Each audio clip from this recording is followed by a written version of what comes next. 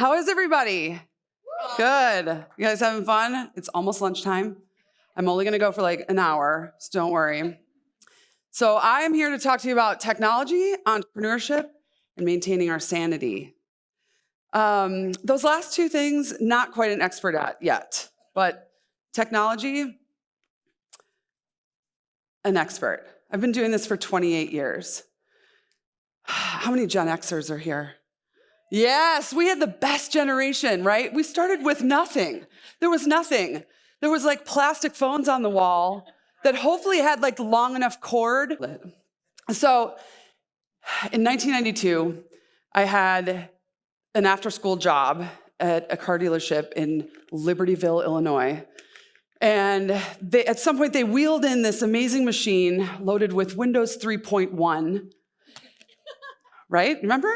Windows 3.1, and it was glorious. And I remember that this big, bulky, beautiful machine was everything. It's when I fell in love with computers. It did what I told it to do. It didn't talk back to me. It didn't yell at me. It disappointed in me, and it didn't hit me. The elegance and the logic of the code spoke to me in a way that I understood, that was so important to me, and I welcomed the solitude of the relationship. So you really could say that it was a large beige box of trauma therapy, right? Remember that? IBM. My 15-year-old was like, "What is that, a Dell?" No, Broden, it is not a Dell. Okay, take out your phones. I know they're right by you, right? You can literally just grab it out of your purse, whatever, wherever it is.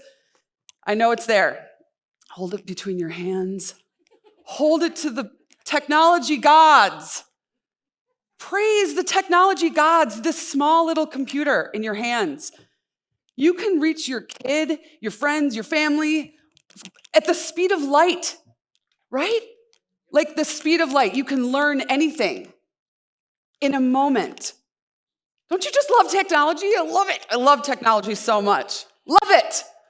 I implore you to change. You don't have to hold your phones up anymore. Oh, no, no one is. Okay, put them down. I implore you to change the way you look at technology. Learn to love it and embrace it. Stop vilifying screen time. Learn to have gratitude for the gears. Give thanks to social media. How many of you keep track of your old friends or family in a matter of moments, and it fills you up? It's important, right? Technology is the beating heart of humanity. Take it or leave it. So I went to college, and I enrolled in every computer class I could find. I was obsessed with it. I wanted all of it. I wanted to learn all the things, and I did. And then after college, my love affair with tech support began. Bet you never heard anyone say that before. It's true. It was the interactions with people that I loved, the being able to take away their problems and ease their frustrations, right? It wasn't about the password resets or the lost files. It was that the way that those problems made them feel, that I could take away those problems for them. I was a counselor at times and just listening to what the pain in the ass that their technical problems were. That's how they all felt. I feel that way sometimes too, mainly from parenting. No. So working for somebody else was so incredibly stifling and unsatisfying. And I thought to myself every day, this is not what I'm supposed to be doing. And so I quit my high-paying IT job and took out all my savings. And it was the scariest, most liberating decision I have ever made. I see Lisa in the audience. Remember this? I started Tech Savvy in 2010. Yes, I have been a self-employed sole proprietor for 10 years. I know what I'm doing. Or I'm just crazy. We'll get to that, though. We'll get to that later. So it's interesting when I had this up here and I saw Lisa in the audience and I realized how many people in this room have supported me over the years. It's amazing what kind of community this town has.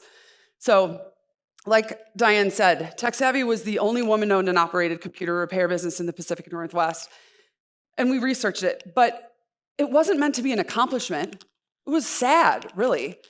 But it was a big reason why the business was successful. I wasn't a tech geek when people walked into the shop. I was a nurturer. I would listen and calm their nerves about losing the pictures of their 5-year-old's birthday party, or when they spilled wine on their MacBook, and shockingly, it wouldn't turn back on. So when I look back, though, I didn't really have a lot of women like in the tech world that I could sort of turn to. And that's why now I surround myself with powerful women of all industries that support me. I'm not sure if it's me they like or the free tech support. Either way. Probably both. Technology is the how. It's how we stay connected, right? Stop vilifying screen time. I think I said that before. But you need to learn to love it and embrace it. It's not going away. Get on that train or it's going to be left behind. Excuse me. So being a business owner meant that I could spend more time with girls in tech, doing workshops for the Discovery Center, like here. I spoke with junior high and high school girls about women in tech through the Micron Foundation's Women in Tech Careers program. It led to so much more than just owning a business. It was a higher purpose, a greater good. So it wasn't just a tech geek. I was an educator. Entrepreneurship is hard. I could just stop right there, right? Entrepreneurship, hard. Being in the tech world as an entrepreneur is way hard. And you guessed it, being a woman in the tech world, in the entrepreneurial space, is even harder. I've been called a serial entrepreneur. I don't know if that's a good thing, but it certainly goes to show that I can speak on being crazy. Again, more on that later. So I closed up the shop in 2016 and went back to my software and web development roots. And now I get to help people with their online presence and taking away those tech frustrations that really bog people down and honestly keep so many new entrepreneurs stuck in the starting gate. So it's honestly just like another form of tech support, which is awesome. When we talk about entrepreneurship nowadays, it's all about the grind, right? Being a step further, working an hour longer, not settling for less, learning from our mistakes, but then ultimately taking winning as the only result. This philosophy of grind can be found in numerous motivational videos on YouTube and books written by business visionaries, and an almost infinite amount of inspirational internet memes. The perpetual grind is so real, but it has severe consequences.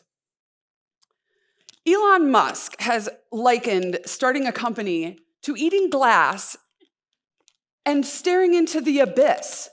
He said that. It really paints a very sad picture of becoming an entrepreneur. It's painful, it's hard, it's unpredictable. You know what the fix is? You better love what you're doing. You better love those people that you help. You better love the difference you're making in this world. It's the only way. It's the only thing that's kept me going for 10 years doing this entrepreneurship thing on my own. Better love it. So when we realize that entrepreneurship is hard, we need to move into the glaring issue that mental health concerns are concerning, right? There's a statistic about 78% of all entrepreneurs deal with mental health issues. And I'm like, yeah, no shit. That makes sense, right? Sorry. Not sorry. I mean, it's true. Like, that makes perfect sense.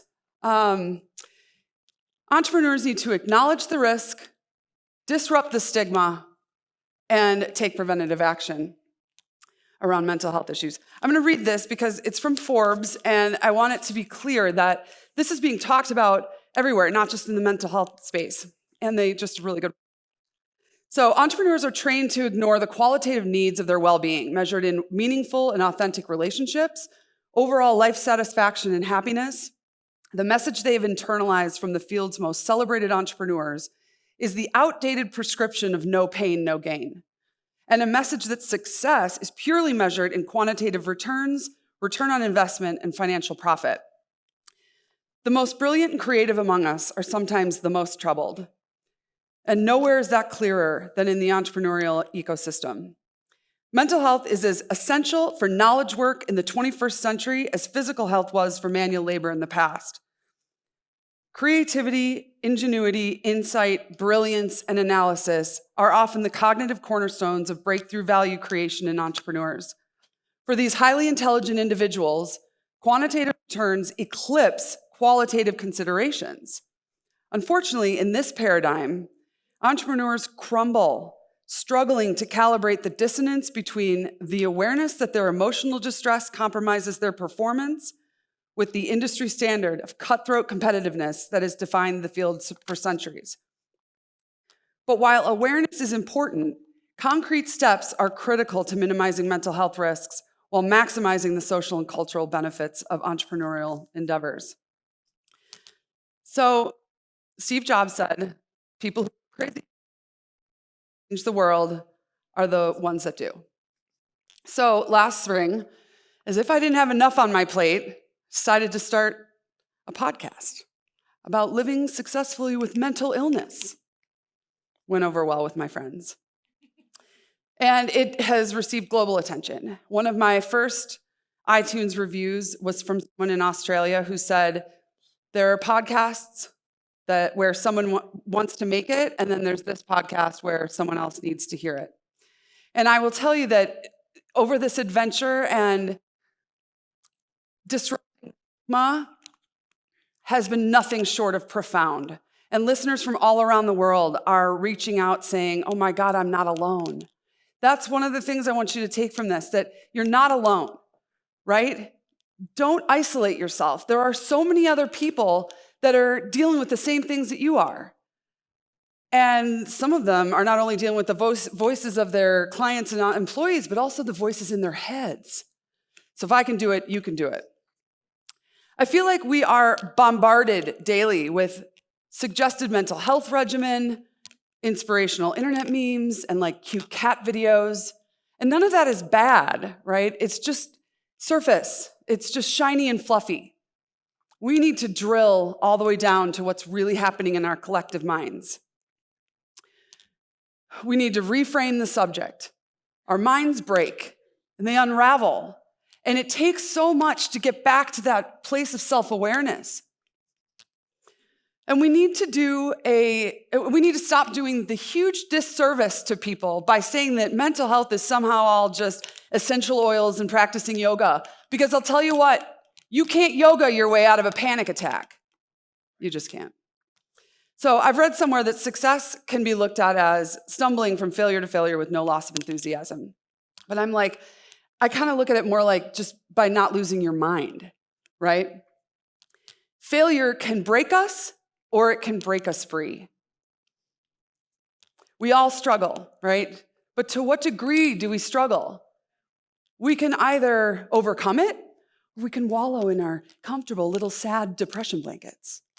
Let's overcome it. Failure is an option and it's a real risk. Failure and real risk are things that entrepreneurs learn to deal with and hopefully manage. So this idea that the majority of entrepreneurs deal with mental health issues, I'm like, is that really a problem? Or is it like the standard to which we should all aspire? Or like the leverage that we can hold on to? Like normalize this new reality and grab it by the balls, right? I mean, you're gonna be crazy, whether it's by predisposition or by your entrepreneurial journey. It's inevitable. It's the sound of inevitability. That my son gave me that picture. Reminded me of the sound of inevitability. So I could tell you all the things. Get more sleep, eat better, walk in nature, meditate, and please do all of those things. But the real thing that we need to remember is that this is about fierce self-awareness. You need to be ruthlessly true to yourself. Okay, so I'm going to quote Brene Brown because we're best friends, and she'll probably call me later. But she says that vulnerability minus boundaries is not vulnerability, and you don't measure vulnerability by the amount of disclosure. You measure it by the amount of courage it takes to show up and be seen when you can't control the outcome. She also talks about something that Teddy Roosevelt said, which is that it's not the critic who counts. It's not the man who points out how the strong man stumbles or how the doer of deeds could have done it different.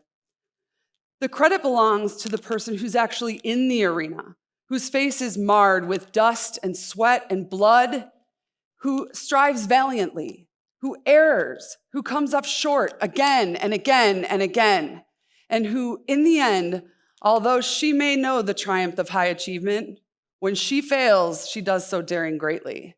I added the she. Just saying. So in everything in life, you have to get in the arena and fight, whether it's fighting against something you're scared of, like technology, fighting for something you're passionate about like your business, fighting to stay sane. It's all about getting in that arena and fighting. So I'm going to leave you with this story. When I was in high school, my best friend, her grandmother developed pretty severe Alzheimer's and was in a home. And her mom would go in every day and brush her hair and do her makeup and just love on her. She loved her mama. I remember thinking, this is why grandma won't go peacefully into the night, right? Because her daughter's there like sustaining her and giving her all the love. And after about 5 years of never speaking a word, grandma sat up, put her hands on her daughter's face and said, just be nice. And that, my friends, I believe is the true meaning of life. Just be nice. Everything else is just noise. Thank you.